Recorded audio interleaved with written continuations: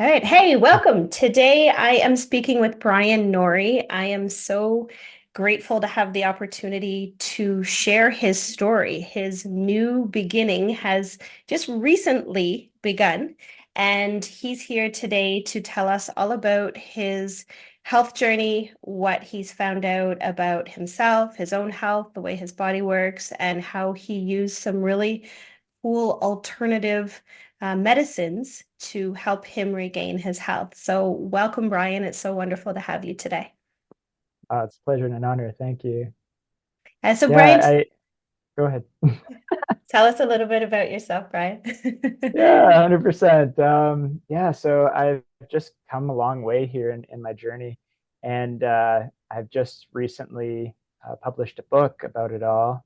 And it's one of those things where I'm normally a person that expresses himself in this world through my art, and I had to put a stop on all of that and just really focus on publishing this book because I've been on a road for the past 10 years plus trying to heal myself from autoimmune. I was diagnosed with MS, and my life was going south really quite quickly at a certain point. And with a beautiful series of events, I was able to find my way up and out. And now I'm living a life symptom free. And I found some incredible ways to heal that I now live in a way that I'm living like any other normal person. And I felt it was almost a disservice to humanity not to take the time to write this book, because I felt like if anything happened to me and this information were to be lost, that it would really not be there to help the nation heal and grow from uh, this whole pandemic of autoimmune that I see coming. So that's why I'm here today. Amazing. Yeah, we're in this state right now of so much disease. You know, we're the most overfed, undernourished population in history, and I know we're going to go a little bit into how food helped you as well, and kind of in finding the root. And so I too agree. Our experiences, as people who are really leaders, are putting ourselves out there and saying, this is what we've been through. And I want you to learn from it. Take what I've learned, take all the suffering and the struggle and all of those things that I've had to work through, and use it in whatever way you can apply it to your own life so you don't have to repeat exactly what we've already been through. Let us be that channel to help you, move on to your next level of health in your journey. Yes, 100%. I mean, it's it's such a critical thing for us to hold the value of health in our lives. And sometimes I even was having a thought today on my drive where I was thinking, I wish everyone had the ability to understand what I know and what I've come to realize. And it's really unfortunate that I've had to go through hell to kind of figure this out. And I feel like culturally, we're all facing off against the same adversary.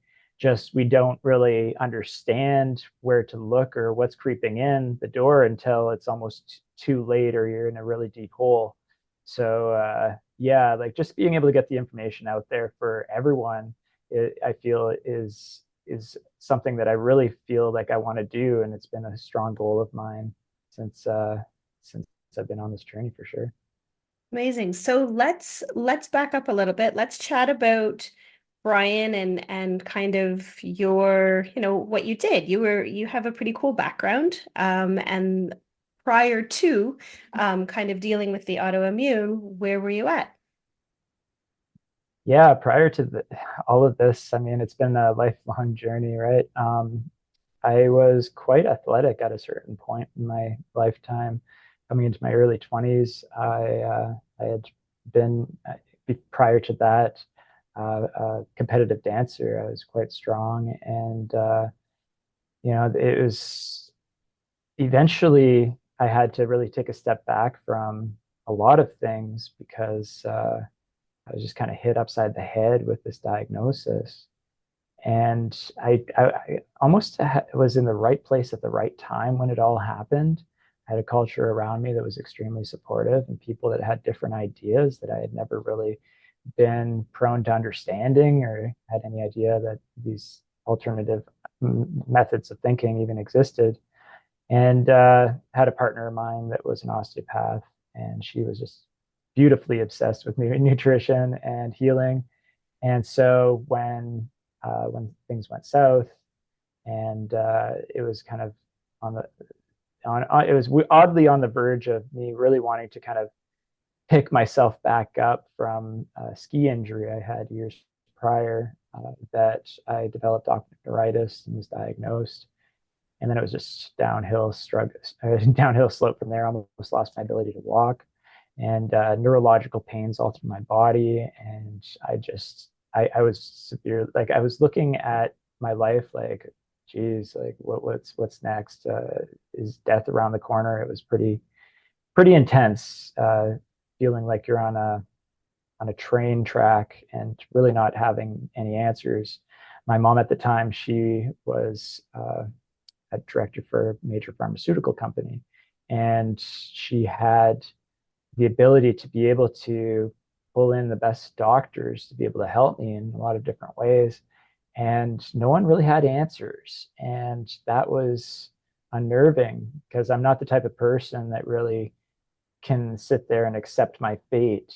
And so I went down the medical side of things. People were helping me to understand, if I took certain types of drugs, like Copaxone, for instance, which was a shot that I would have to take on the daily, that it would slow down the effects of what was happening in relapsing remitting MS. So every time I'd relapse, it would give me less damage. But unfortunately, I was feeling neurological shifts in the process. And I decided that if everything's going to go at a certain point, the last thing that I wanted to go was my mind. And so I decided to just seek out alternatives, especially when my legs started going on me and I was slowly losing my ability to walk. At that point, I knew something needed to shift. So I had my partner at the time really suggesting a nutritional direction to move, and I started shifting my diet, and that was one of the biggest switches or changes that I noticed instantly. So, things my symptoms started to diminish at a certain level. Got into different types of supplements and such, which helped a lot too.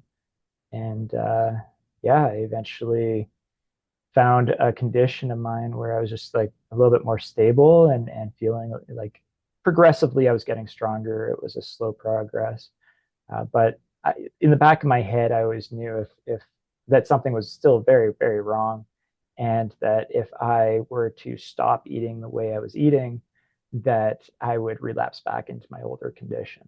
So, uh, feeling still like I had no answers, I decided maybe it would be a good idea to seek out different ideas in general. Living in the Western culture, we have this idea that we're the top of science, and and that there's the magical pill waiting around the corner. And when that didn't really present itself, I realized that I, there was a whole world out there that could possibly help. And it was a scary idea to sink into some of these concepts. I had discovered a documentary on Netflix that was quite extreme when they discussed some healing uh, properties of certain types of medicines that were used in the jungle and such from the Shipibo tribes. And I thought, you know what? If there's a backside of this card, that might be something like so extremely in the opposing direction that maybe there's going to be some answers there. So For it sure. took some time. Yeah. So let's back up a little bit because that's a ton of information, and I have some questions that I feel that listeners will want to know along the way. So we'll come back Mhm. to that because I know that begins a whole new chapter in your journey. So you were diagnosed, and within what period of time did you find that you were deteriorating significantly to the point that you had to make like these big changes? it happened quite quickly, just in a matter of 1 year, actually. Wow. I developed optic neuritis. It was my first thing. So what ended up happening was I gave myself this permission to really push hard for my health. And I started running. And every day I'd get up and I'd push myself further and harder. And it was really interesting because I had a lower back injury. And so, not putting too much into consideration, it was, being able to hit the pedal to the metal and the pavement, I was putting compression on my lower back. And in doing so, it was just causing this flare up that I didn't really understand at the time.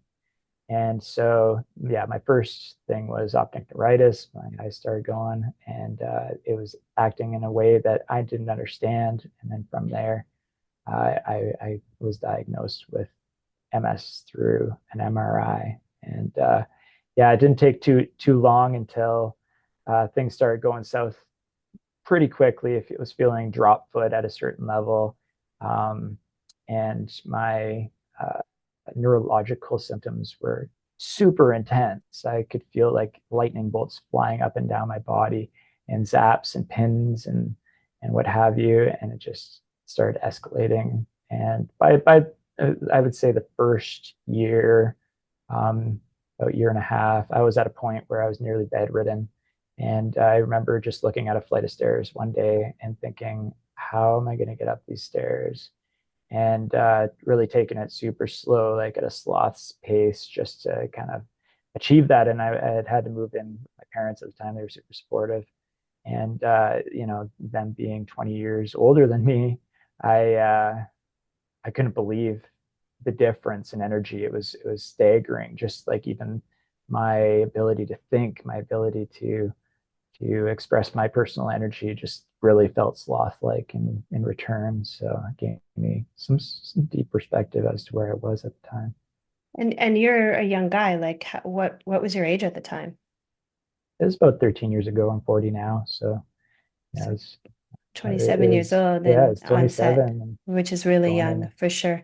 And super so, young. would you agree that, the body sends us messages when things are imbalanced and your body had just like mine, when I got sick, my body talked to me for a while.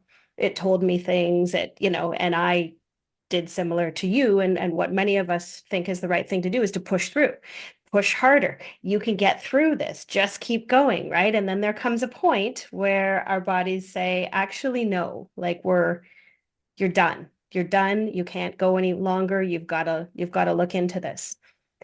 So, Yeah, so now I'm interested in, so because holistic nutrition is a big part of what I do, I believe food is medicine, plants are medicine, all the earth itself provides the medicines that we need.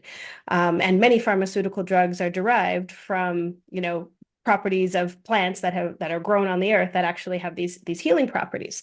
So when you went to make changes in foods, I would like to specifically talk about that a little bit because it's when we say we change our nutrition for somebody like you and I who likely have a very, very clean nutrition, in that we don't eat a lot of box processed foods now, any of those kinds of things. What kind of changes did you make when you have this severe neurological condition going on that made a difference that pharmaceuticals couldn't? yeah. I mean, like starting up, I've never really had a problem with my weight, and kind of felt like a superpower growing up, right? So like you think about, I can eat anything. And, looking back in my younger days at a certain point, it was just that. So, one thing that I was looking at the time was just taking back processed foods completely, pulling back on the sugars, and the starchy foods was a big thing. Anything that would have any type of spike with my sugar levels, that was something to look at. At the time, I we were kind of like considering even going vegan, and that was a dramatic shift. I was a carnivore at heart, and I'm like it literally took me losing my ability to walk, where I was like, okay, hands in the air, like let's try anything. So I went down that road for quite some time. Um, looking back in my journey, was turning vegan a part of the healing property and methods of it all? I've noticed to say I could easily say no, but it was one of those things that shifted. I went also on cleanses that were able to help me dramatically as well. I feel like there were certain things that I did at the time that really helped to dramatically change my health and give me that little extra leg up that was really incredible. One thing was just going on a very like green juice fast for 7 days. That was pretty intense for me at the time, but I definitely felt, some major shifts in that. And I think at the end of the day, knowing everything that I know, just being able to reduce the amount of gluten. I was actually going on a not or was it a non-GMO, more organic diet as well. That was huge for me, and minimizing my fruit intake was huge as well. I was eating a lot of fruit in the day, thinking that was really healthy for me. Came to figure out that wasn't the case either. Um, and just kind of greening it up and getting into kind of the effectively taking in the right proteins to keep my body going. Amazing. And I feel like across the board for many people, regardless almost of what they're dealing with as far as their disease state, gut imbalance has a huge root in it for most of us. When our gut becomes imbalanced, we're either suffering from leaky gut, which many of us have, whereby we're having these, inflammatory processes going on in our bloodstream from the foods that we're eating because things are leaking out. We're not properly absorbing the nutrients from what we're taking in. And then number two, you have this completely messy gut microbiome that then everything is like sitting in the gut and putrefying and feeding the wrong bacteria. So, regardless of what I feel, regardless of what we are dealing with, as far as disease, I believe the gut is a huge, huge root that people need to become aware of right now, what they're putting in. You mentioned GMO foods. Genetically modified foods are not properly digestible because they're not technically foods that our body recognizes, corn and soy and wheat, huge rice, all of these genetically modified foods that are often staples in people's diet, gluten with a cumulative effect. So we know that there are a lot of people who are sensitive, intolerant. We have celiac now, but what about the cumulative effect that happens? It even binds gliadin, one of the proteins, actually binds to receptors in the brain. So, brain fog, all of these things so many things can come back to what we're feeding our bodies. And we likely weren't taught what to feed our bodies because we were kind of the kids that the box stuff came out, right? Like it was like quick and easy and box stuff and full of sugar and all of those things. We had two working parents, or my case, I had a single mom who worked, and so she did her best. She shoved milk down my throat every day and I hated it. Come to Mm-hmm. realize that dairy is not good. So there are Yeah, all these things that we need to take into account and consider when we begin to heal our bodies is also the bio-individuality of each and every one of us. What works for one person may not work for the other. However, we can most of the time say that these things like gluten and dairy and these sugars and refined foods are not good for anyone. yeah, 100%. There's been some really interesting things that I've come across or come across the table in my research, and I've done like an insane amount of research on so many topics. I mean, that's the crazy thing about kind of getting into this whole health concept is like there's no one little easy ticket. You really have to educate yourself. And like just going back to what you said about GMO foods, like another element of it that really got me was our cultural pandemic when it comes to working with glyphosates. And I think when you were talking about like how there's such a deep connection to the gut and the microbiome and such, It's when you really do the research on these chemicals that we're putting into our body. Number one, it's classed as an antibiotic, and those antibiotics in all of our foods, in every which way that we're receiving them, are just destroying our. It's destroying the gut, and it's really important to gain a certain knowledge base as to what it is that we're actually ingesting, because we don't know. Our culture has shifted so dramatically from what it used to be. If you go to Italy, for instance, and you have gluten in Italy comparatively to where you have it here, you have breads in Italy and such, you're not going to have the same effect, just because we're processing our foods in a very different manner, comparatively.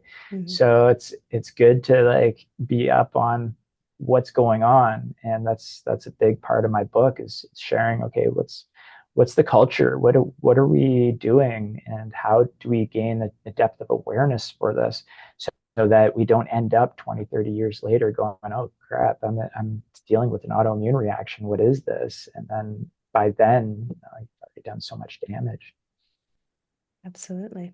Yeah, thank you. I think those are amazing points, and we're seeing autoimmune increase in the population significantly, right? Autoimmune is kind of an umbrella term, if you will, for so many different um, diseases. They're kind of classifying it into autoimmune, but it's really all coming back to the immune system. Actually, is 80% of it is formed in the gut, right? Your immune cells. So when our gut is off, our immune system is off. Therefore, our ability to fight whatever it is, food or infection or whatever it is going to be completely impaired. 100%. And that's really why I called the book The Autoimmune Awakening, because it's not just about my journey with MS. The more I realized it, the more I saw the common denominators across the board. And people are just experiencing the same underlying issue, but it's coming up in their bodies in different ways. And so, yeah, once I started to figure that out and started to realize how to completely heal the gut, and wow, there's something here for sure. Beautiful. So food was a catalyst to something a little bit deeper. 100%.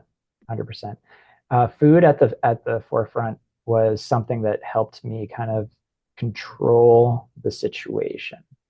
But I realized at a certain point, like I was saying, that I hadn't quite fixed the situation. And I had a lot of damage control going on, but I needed to take it to the next level. I knew that at a certain point, I still needed to make the Hail Mary, because just thinking about my personal mortality, I'm still young, right? When does this all creep up? If I'm juggling all of this whatever's happening in my body, and I'm kind of maintaining it, when is the breaking point? As I get older, is there going to be a moment where all of this slips, or is there a way that I could possibly educate myself to really heal the gut and take it to the next level? And I started at this point to realize that that's truly what needed to happen. So yeah, I ended up going and taking this crazy journey down to South America, and lived amongst the Shipibo tribe, and learned about their medicine for like 7 months. And that was really an incredible journey, something far beyond I ever expected. And yeah, it really gave me a whole new perspective, cultural perspective on healing, and came out of that with a lot. And from that space, returning back, I was able to have a deeper understanding about plants, tune into my body at a much deeper level, where I could really listen to my body, and then connect to the healing properties of those plants to discover a protocol, or a series of two protocols, in fact, that helped to heal my body in a way I could have never imagined. Beautiful. There's going to be a lot of people who are wondering, what does that mean? What does this mean? Like plant medicines. What did you do for 7 months in the jungle with plants and come out and have all of these, realizations? So for people who aren't familiar with, plants as medicines and how they can be used, in a very, very different, unconventional way than we think of, just eating a food for nourishing our bodies. Plants have so many different beneficial healing properties for the body and the mind. Can you explain a little bit more about, your journey while you were there and how that unfolded for you? 100%. I was really awestruck by the energy that was coming off of certain people when I was watching this documentary.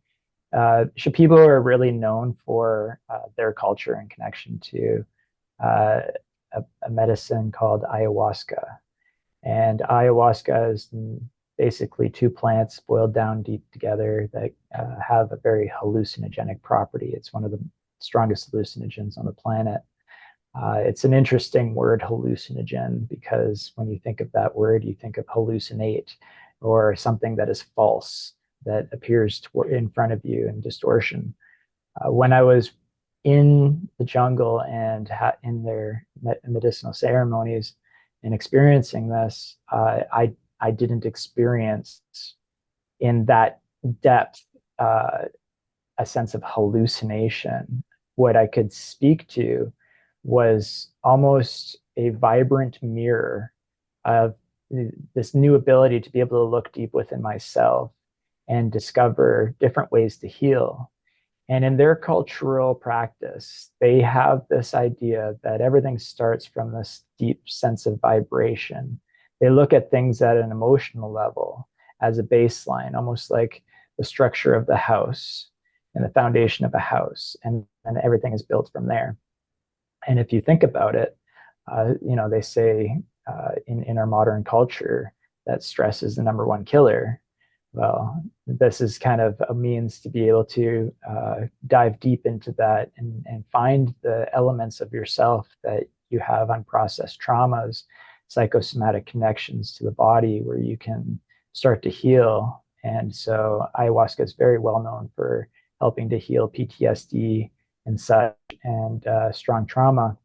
And so for these 7 months, I had these intense, beautiful, and wild experiences going deep within myself. And I was able to see myself in many different ways, in many different dimensions. And in one perspective, in a certain ceremony, it was like seeing myself through an X-ray. And I could follow my metabolism and see where there were blockages, emotional blockages from the past, and be able to work through those in really interesting ways. And so a lot of my art has actually reflected a lot of those journeys just because it was such an incredible experience. And every time I'd come out of these ceremonies, it was, everyone even that was there was, we would always laugh because it would feel like 100 years of therapy just coming off of our shoulders. So if you translate that scientifically, you can imagine that my cortisol levels were diminishing by the daily, because I was working through all this trauma in different ways.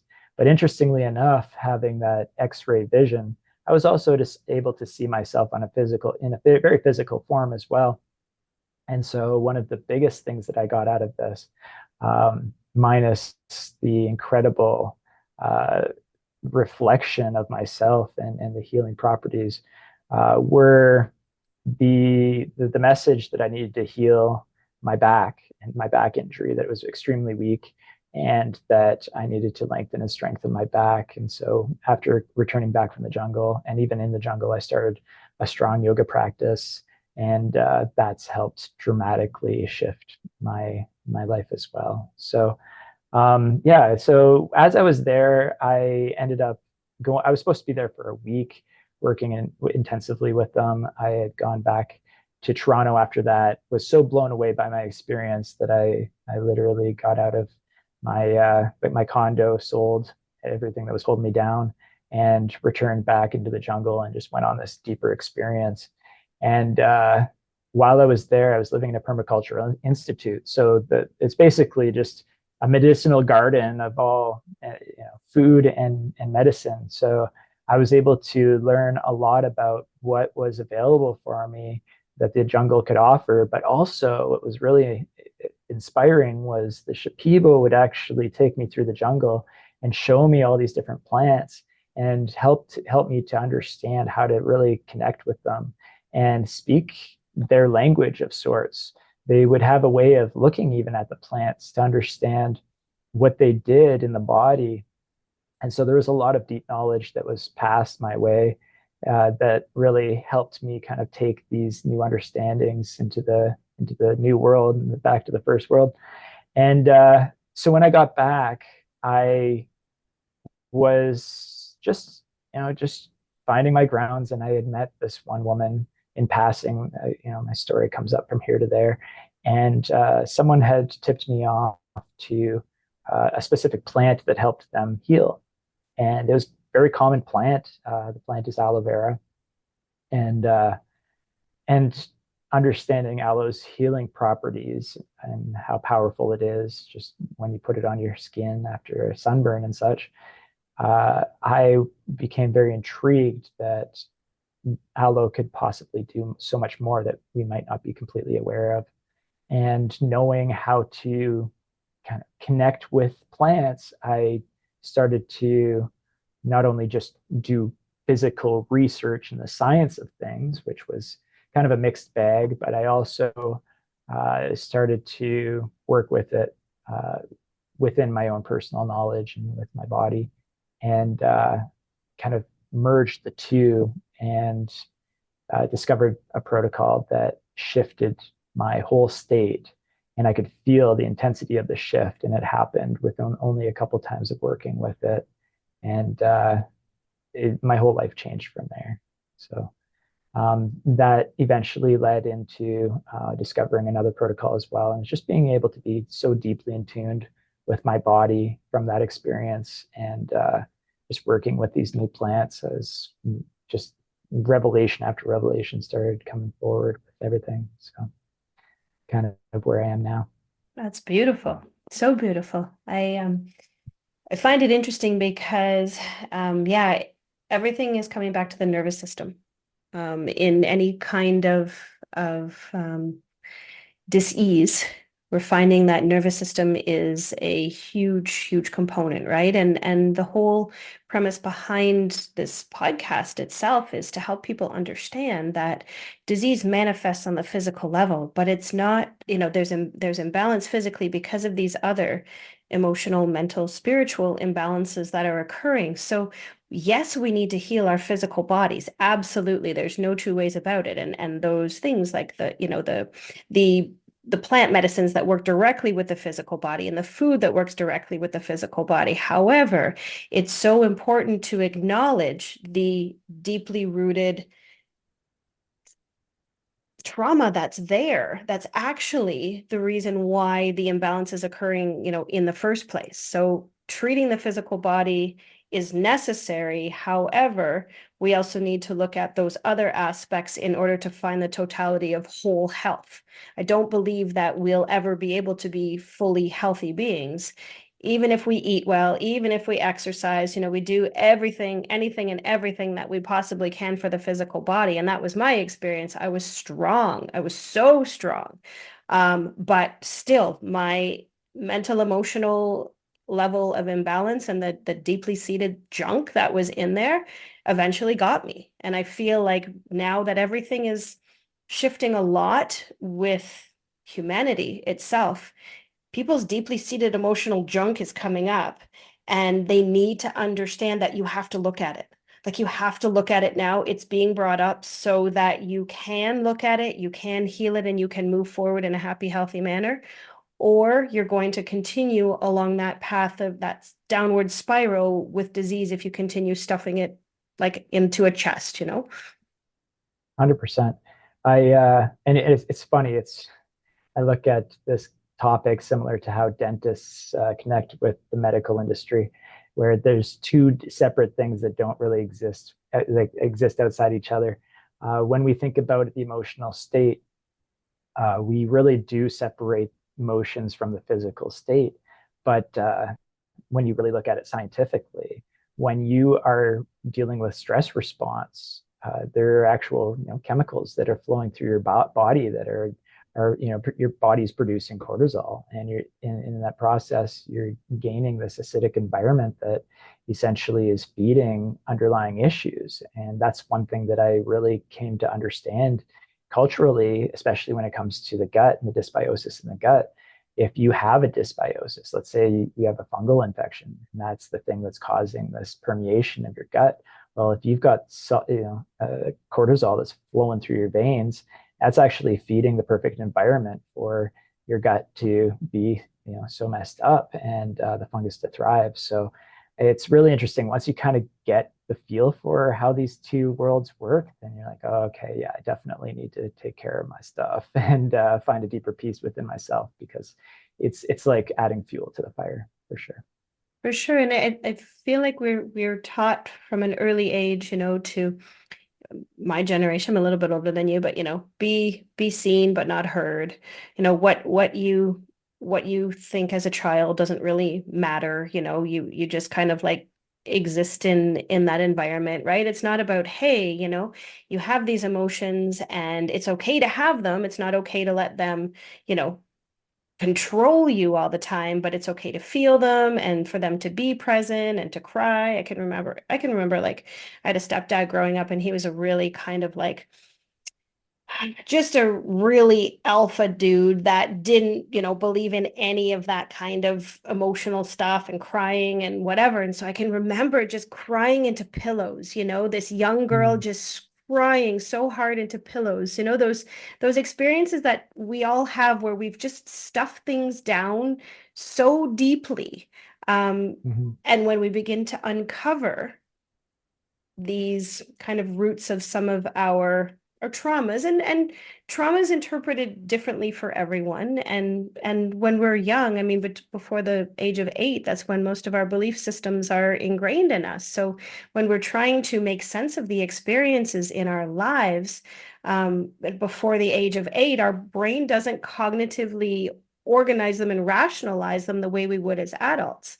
I was actually talking about this with my mom, and my mom said, "Oh, well," I was talking about something that had happened in childhood, and she said, "Well, that wasn't really that bad, Laura." Like, and I was like, "Mom, I was a child. It seemed bad to me, and most of us don't have parents and parental figures that are there to say that were there to say it's okay, like, this happened, this is not a reflection of you, this happened to you, this is an experience, let's have an emotion, let's move through it." And this is where I feel that our population, and I continue to work with coaching clients and whatnot to create kind of emotional resilience and connection with our bodies, so that we can begin to understand and recognize that it's okay to feel all this stuff. And in fact, it's actually really good, because when we can feel it, we can let it go, and it's no longer embedding in the tissues of our body and causing these severe imbalances. yeah. Okay. So to speak on that, that was such a huge perspective that I was able to gain while I was there. It was quite intense, like what I could speak to on that subject. Uh, like, yeah, maybe culturally, because we're divided a little bit by age, there's a little bit of a difference. But I mean, I am a man, and the male culture has been, suppressing emotions on a very deep level, right?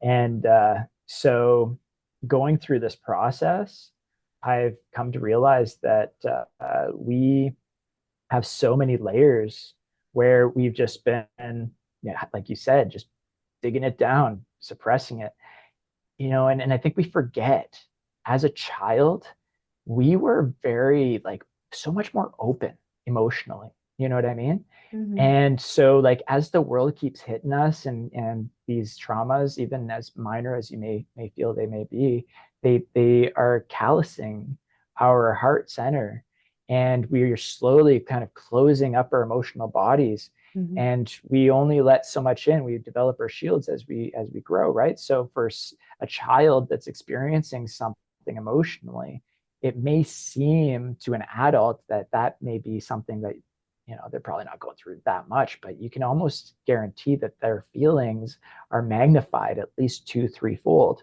And when I was having these experiences down in the jungle, my emotional connection to things became more like I became more and more open. I could feel these shields unraveling to a point where like I had worked with ayahuasca so much that I felt like I had almost rebooted my system emotionally and was returning back to that state of like purity as a child. Like I was really experiencing this to the point where I was having this experience where I had this heart fire energy that was flowing through me that I felt like I could Care Bear stare someone from like across the world. I was like, people, you could feel like this. This is insane. Like it just blew my mind. But with that state of openness comes a really deep state of vulnerability that I had to Mm-hmm. like bridge over as well and find my own personal balance with. And so that Mm-hmm. was a part of like merging back into a world of people with Mm-hmm. pain bodies and learning to kind of not take things personally and like hold certain types of energetic balances and stuff. And that's a whole other topic. Mm-hmm. But yeah, when I was having this experience, like physically, it was wild. I could see the body, which was like a river. Like I was physically seeing it as a river. And I would find like lower areas in my abdomen and my gut where it was like there was these blockages. It was like, it felt like dams in the body. And you could follow the water down. It's like, oh, what is that? Why is that stagnant? Why are like, and you could almost tell that there were certain types of there was information that was running from my brain down my spine and looking to connect to the rest of my body, but that information was kind of getting stagnant and stale and moving really slow in those areas. And I was like, okay, well, what is that? How do I pull that out, take a look at it, release it from my body? And so if you want to go down like ayahuasca culture for a second, where it gets really kind of interesting and weird, uh, when you kind of gain a perspective of the experience that you go through while you're there, there's this whole idea of purging. So people kind of like, whoa, okay, like you're going to throw up while you're doing this. I don't want anything to do with that. It's not a recreational experience by any means. Um, and it was really insane that at certain levels, I was like experiencing these blockages and mentally, I was like, okay, this is not serving my body. And I could like almost physically start to move that energy in my body as if it was physical in through my subconscious mind somehow. And I was pulling it into this like center in kind of like my lower half near my belly button area and it just became this like ball of tar. There's just so much I was kind of pulling into a single space because it was almost like just like, okay, this isn't serving me. This isn't serving me. I wasn't quite reliving them, and it wasn't causing me like deeper trauma, which is I think important to note. But it was just becoming aware that I had been holding on to all of this for so long, and then it's like, okay, it's time to let go. And it was weird. It was like a snake shedding its skin. I knew that this just had to get out, and so I purged, and it was like it was it was the one time in my life where I was like, I want to I want to do this. You know what I mean? I need to Mm-hmm. get this completely out of Mm-hmm. me. And when I did, it was like this weight had lifted up from my shoulders as if I had been carrying around like 1,000 pounds on my back. And I felt like I had just been reborn. And that stuck with me ever since. And I live so differently. A whole new person came out the other end of that experience. And so yeah, I definitely can speak to the healing powers of going through your stuff and healing at that level for sure. And you mentioned vulnerability, and that is, such a key part of kind of regaining connection with ourselves, is allowing ourselves to be vulnerable because we've been taught that vulnerability is a weakness. When in fact, I really, having gone down my own journey to figure my own stuff out and to remove all of that shielding, just like you described, it it's a whole new level of, putting yourself out there, allowing yourself to be and to feel again and create boundaries is I think kind of where you were going with that, not taking things on that aren't yours, which can be very, very difficult for some, definitely for me. I think for kinesthetic people, which I think you're kinesthetic too, right? A lot of feeling. We tend to take junk on that's not ours. And it can be very, very difficult to navigate, to be vulnerable to the best of your ability and show up authentically in situations, yet at the same time, not take on the stuff because people kind of throw it at you, right? Because you're almost like a magnet or like a sticky glue, right? When people have things going on, a lot of times they come to people like us to kind of unload them. And with my past experience, it was be unload and then I'm just going to hold it. I'm going to hold it, I'm going to keep it, and then eventually I'm going to store it, and eventually I'm going to manifest it in some crazy ass stuff that manifests in my body, So vulnerability is, yes, I agree, like a very important topic though. And for those people who are on the journey to looking at alternative ways to heal themselves, number one, we have to get vulnerable with ourselves. Like if you're not going to get vulnerable with yourself, if you're not going to look inside, in my experience anyway, I don't know that there is a way to heal. I mean, everything begins within and then manifests outside of us. So if we don't look inside first, if we don't, look into the depths of who we are and what has brought us to this point in our lives, then we're not going to be able to manifest outside that, happiness and love and all those things because we can't find it inside. 100%. And like I've been asked to, like, if I had the ability to do this all over again, would I? That's a tough question because I could talk for hours on all the different experiences and how it's shifted my world. But going to what you're describing, I think you hit something so key and something that really helped me understand a lot about my personal journey and healing coming even back from this experience. I uh, i had shifted my whole perspective so deeply coming out of the jungle, and to the point where I was just like in this omnipresent state. And I realized coming back to this whole new world that this new feeling of being open and emotional, like you had described, was quite the roller coaster, because now I'm in amongst people, a lot of people where they have no idea how they're expressing their emotional bodies, and it's coming out in a very reactive manner. And being so open, I could take a lot of this on, and like you said, store it or have it affect me in different ways.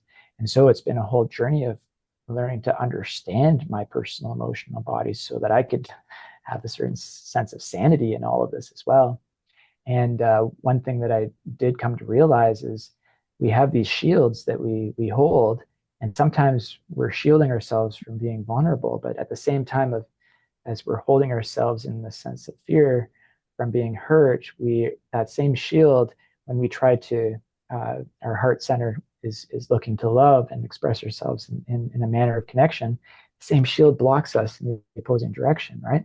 Mm-hmm. So learning to just find a balance within that has been quite the journey.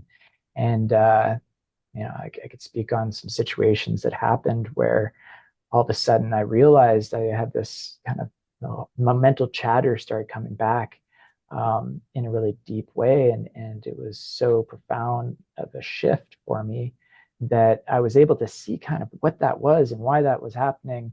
And at the same time, I found the depth of tools to be able to find my grounds again. And the biggest tool that I had was meditation, and just sinking back in and like really deeply feeling the feels and asking the questions of like, what is this? Why is this feeling happening within my body? Can I let this go? Can I release this? Can I connect back to the moment? Mm-hmm. And doing the work from there. And I feel like we don't sometimes have the tools to be able to understand how to navigate that world. Sometimes it's really hard for us to really sit with ourselves for any amount of time, especially just because we have a culture that's always kind of like splashy lights and always engaging. But I feel like taking the time to really dissect the wobble, the weird wobble that's within us, and sit with it and breathe through it is one of the most healing things you could possibly do for yourself. Yeah, for sure. And I Agreed too. It's all about perspective, right? People have asked me the same thing. Like, would you do it again? And I don't know that I would be where I am and have the perspective on life and the appreciation and the gratitude for health and all of the aspects of the journey. That the hard parts really sucked.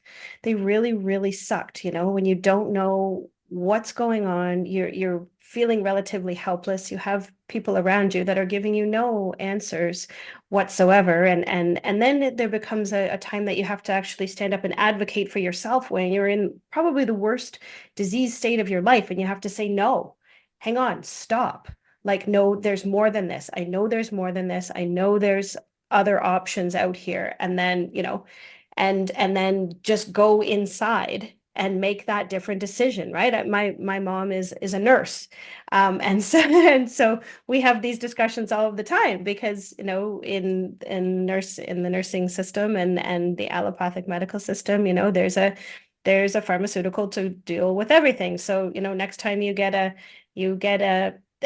for instance, had a tooth abscess, and, you know, it's like, okay, go get a antibiotic. And I'm saying, Mom, no, like, this is something that's like topical. This is something that I can treat with some plant medicines like tea tree oil, and begin there, and then, you know, work into something a little bit more systemically if I have to into my body. You know, and so it's learning to shift perspective and advocate for our own health, and then as we begin to get to know our bodies more, know what works for us and what doesn't. And that's all through trial and error, right? And so if we don't ever have any reasons to try anything different, then how are we going to come to the realizations that we have? You know, so we talked a little bit earlier, and I said that if we're not uncomfortable, we're not growing.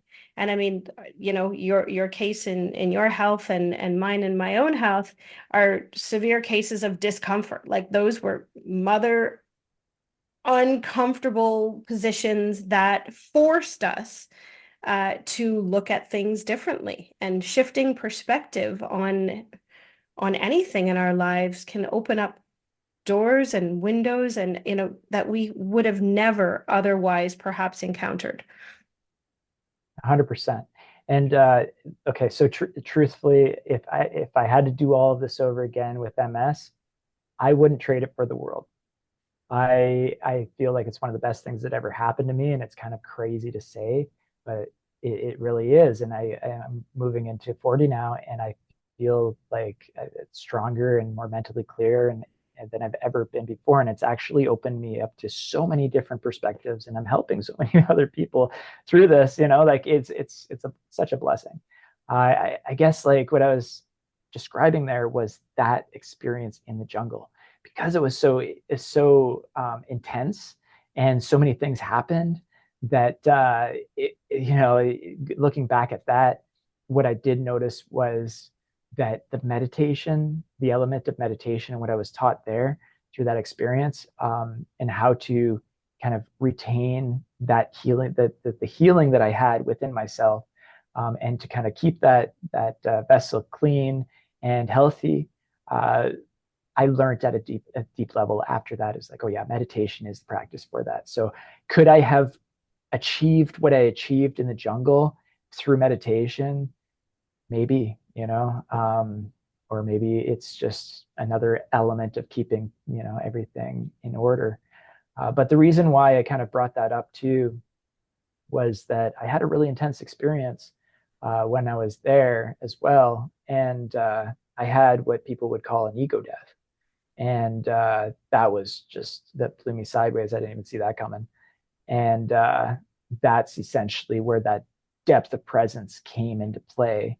But there was a lot to that as well, that I basically felt like I was kind of reborn in a whole new way. And it was both beautiful and traumatic. But at the end of the day, learned so much about myself, and through those teachings have been able to really help people gain perspectives on how to kind of work through their mental challenges as well. So, you know, everything that we go through, like you said, in the darkness, I truly believe the darkness defines the light in such an incredible way.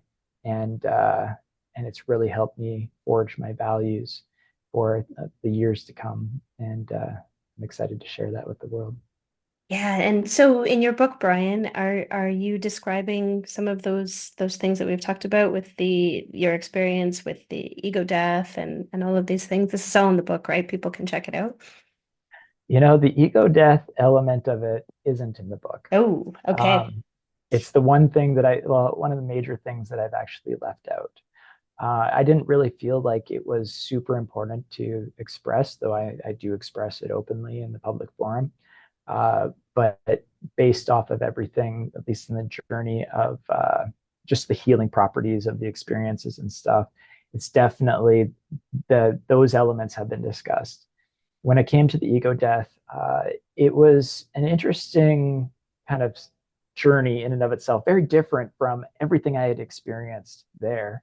And it was an interesting experience because through my journey of getting to know how to navigate these new dimensions, it's almost when you step into this world, it's almost like stepping into portals or realms. There's a whole new expression of yourself that you're experiencing on the macro level, the micro level, and you experience all at once. It's quite interesting.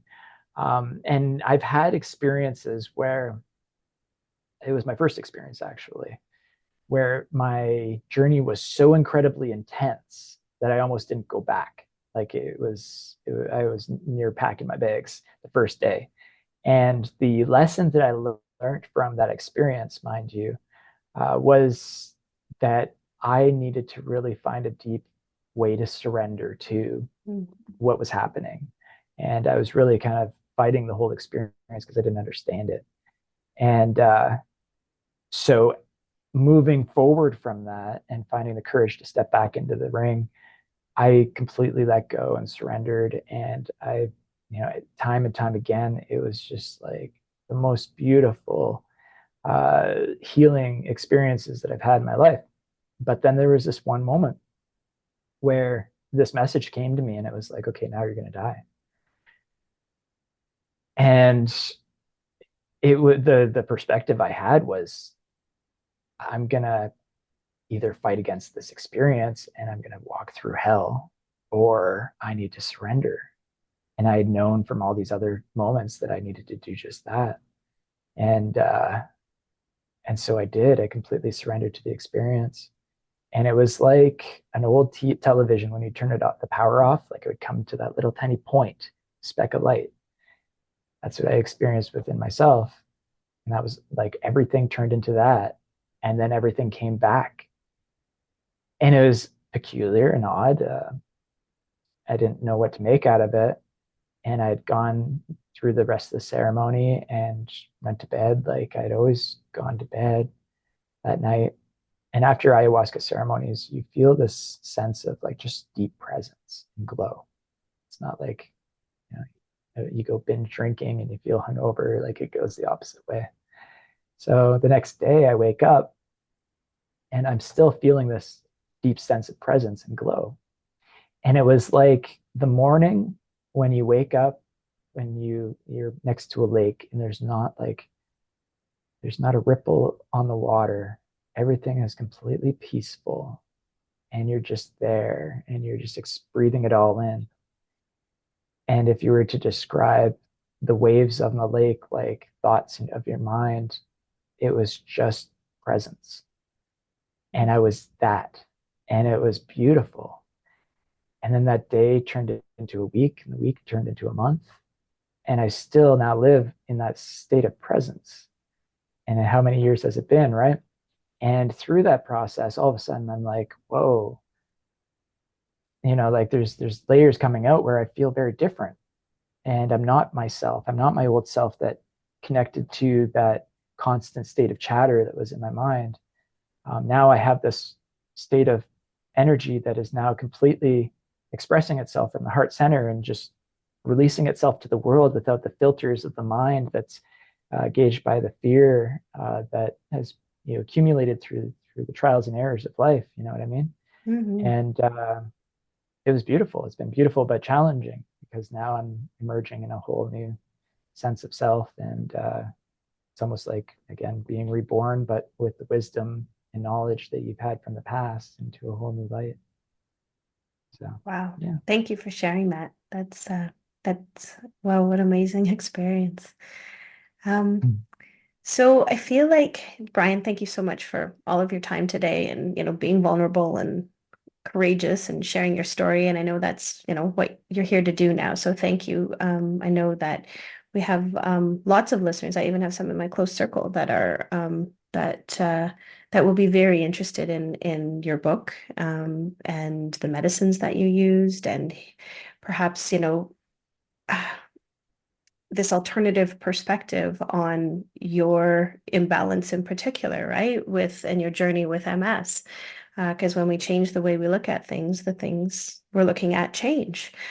So I'm kind of wondering in closing if you have any you know, particular advice, wisdom that you can offer people who are in the disease state right now, who are in that period of time where they just don't know what to do and they're spinning their wheels and they're just kind of looking for a way to get out and have some hope in their journey and direction in their journey. What can you offer them based on your experience and knowledge? You know, I had this conversation last week actually with someone that had reached out and really was looking for answers, and they felt like they were completely lost and didn't know what up from down was. And what I have to say is, if you can really pinpoint this to understand that this is an autoimmune response that you're having, and there's extreme hope. And I know it feels really dark right now for you, and things seem challenging. They may feel like you're just like on this roller coaster, and things are moving south. But everything I truly know for everything that I am and where I've come from, that everything starts with the gut, and the permeability of your gut is the first thing. The walls of defense that are now uh, allowing pathogens and all sorts of things to move through. And the second that happens, you're going to gain like sensitivities that you may not even understand. And you may not be able to eat the same foods, and things are going downhill, but it's just because like your body is going, no, like we don't understand what's happening down here. All these foods that are coming in now, or proteins that are coming through the system now appear to be the enemy. And and it's going to manifest in different ways. You know, some people have MS, some people have lupus, some people, you know, this and that. But at the end of the day, the second we start to get that gut under control and close the doors, and that's essentially where things start to heal. And the gut will be able to, or the body will be able to say, okay, now we can start to introduce these foods back into your system. Now it's not the biggest threat anymore.